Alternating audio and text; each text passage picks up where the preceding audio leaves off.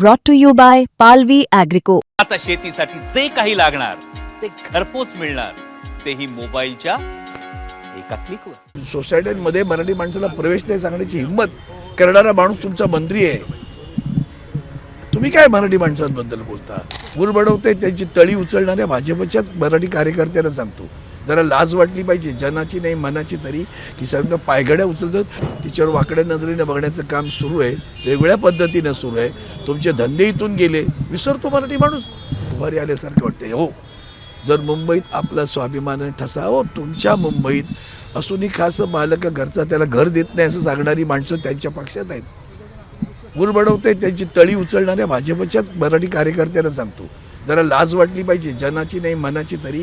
की सगळं पायघड्या उचलतात. तुमच्या सोसायट्यांमध्ये मराठी माणसाला प्रवेश नाही सांगण्याची हिंमत करणारा माणूस तुमचा मंत्री आहे. तुम्ही काय मराठी माणसांबद्दल बोलता? आणि म्हणून हा जो मुद्दा आहे तो विषय लक्षात घेतला पाहिजे की मुंबई मराठी माणसाची ते 106 हुतात्म्यांनी आपली प्राणाहुती देऊन मिळवलेली आहे. तिच्यावर वाकड्या नजरेनं बघण्याचं काम सुरू आहे, वेगवेगळ्या पद्धतीनं सुरू आहे. तुमचे धंदे इथून गेले, विसरतो मराठी माणूस.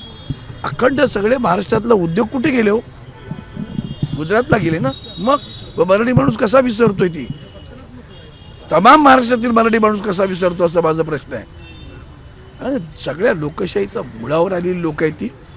बाजार मांडलाय, गेला बाजार, विकत घ्या म्हणून विकली जाणारी माणसं असली आणि विकत घेणारी माणसं असली तर लोकशाहीला धोकाच, थोडं लक्षात ठेवा.